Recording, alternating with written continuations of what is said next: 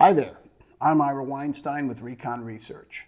And I'm Jim Kelly with Recon Research. Today we're talking about the power of visual collaboration and virtual workspaces in the hybrid work environment.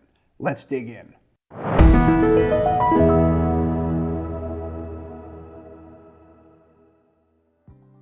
Let's start here. Video conferencing is amazing. It's quick, it's easy, and it lets people meet face-to-face with colleagues, partners, and customers around the world. During video calls, people can share a presentation or their desktop, and some video calls even include a virtual whiteboard. Yes, we're big fans of video conferencing, but even video conferencing isn't perfect. During the pandemic, many people were on video all day long, but time and time again, we heard the same thing, that video helped people work, but along the way, somehow, creativity was lost.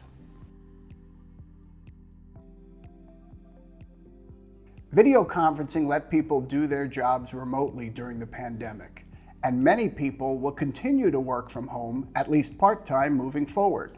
Now that is hybrid working, and it makes perfect sense.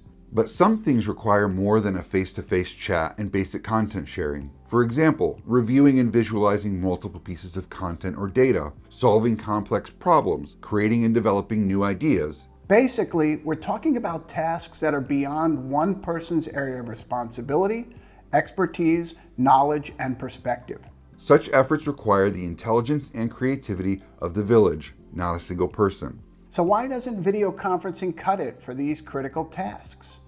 Well, there are a few reasons.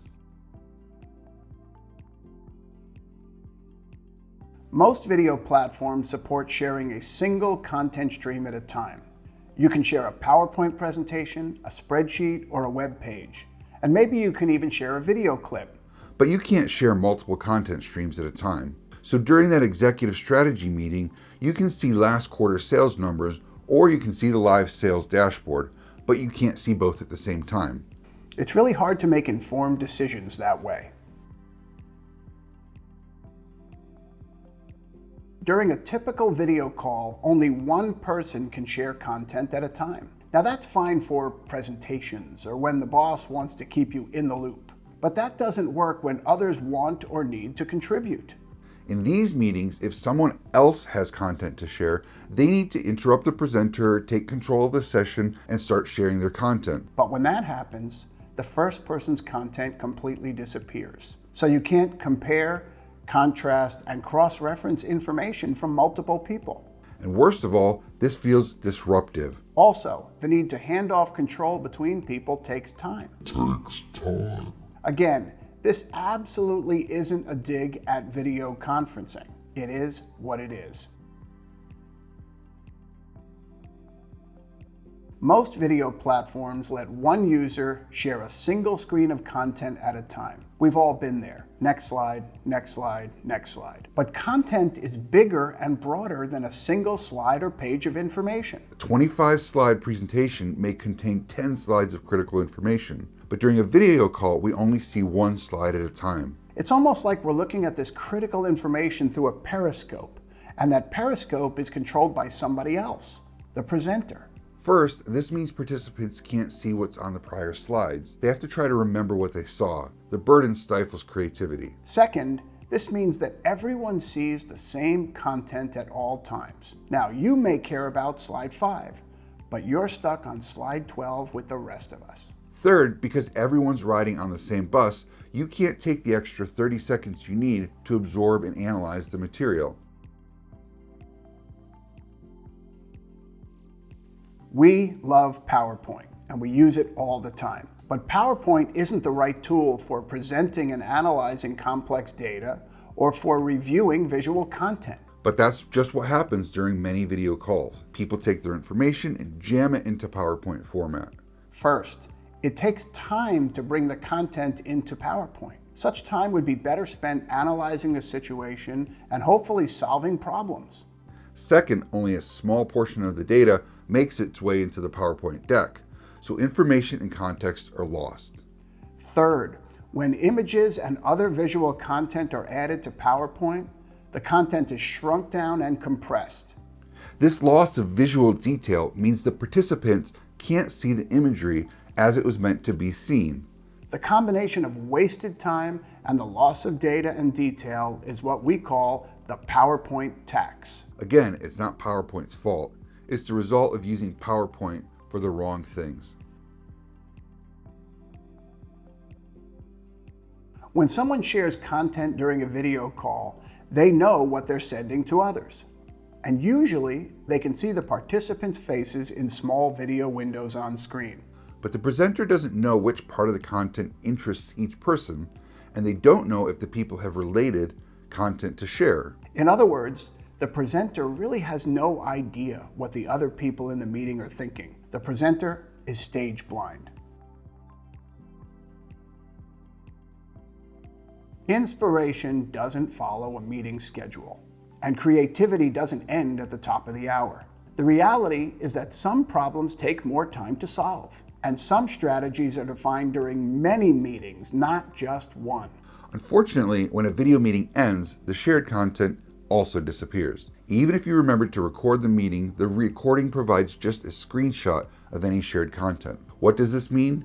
When you meet again, you have to start again, to start again, to start again. This lack of content and information persistence is a major problem with virtual meetings overall.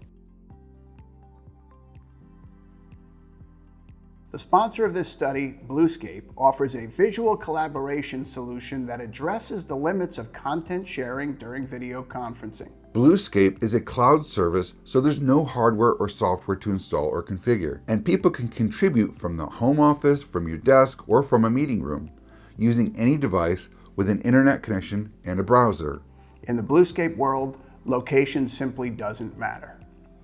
The center of the Bluescape universe is the virtual workspace, and each Bluescape user can have personal workspaces and participate in many team workspaces. Bluescape virtual workspaces offer far more than just screen sharing. Within these workspaces, people can share multiple pieces and types of content simultaneously. They can annotate on the shared content. People can review and analyze visual content in its original form without a loss of quality or detail. They can view live video streams and recorded video content. People can co-create and collaborate. They can draw on a whiteboard, place post-it notes anywhere, use emojis to communicate their thoughts, ideas, preferences, and more. And users can leverage the hundreds of free Bluescape templates for things like project management, brainstorming, design reviews, strategy and planning sessions, decision-making, and more. Bluescape virtual workspaces also provide persistence. So when people start the next meeting, they can jump right back in because all of the content and data will be there just where they left it. Finally, Bluescape virtual workspaces also include native video conferencing as well as WebEx integration. And best of all, Bluescape makes all this happen without compromising security. We love video conferencing. In fact, we depend on video for hours a day, every single day. But the content sharing and whiteboarding available within most video meetings only goes so far.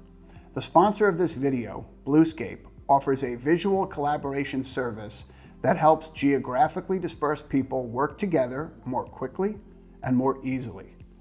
This tool gives users the flexibility to be creative, the freedom to contribute what they want and as often as they want, and the ability to analyze important content and data using the tools they prefer. Organizations that need to take their ideas, decision-making, and creative meetings to the very next level should check out Bluescape's visual collaboration platform. You'll be glad you did. Thank you, and have a great day.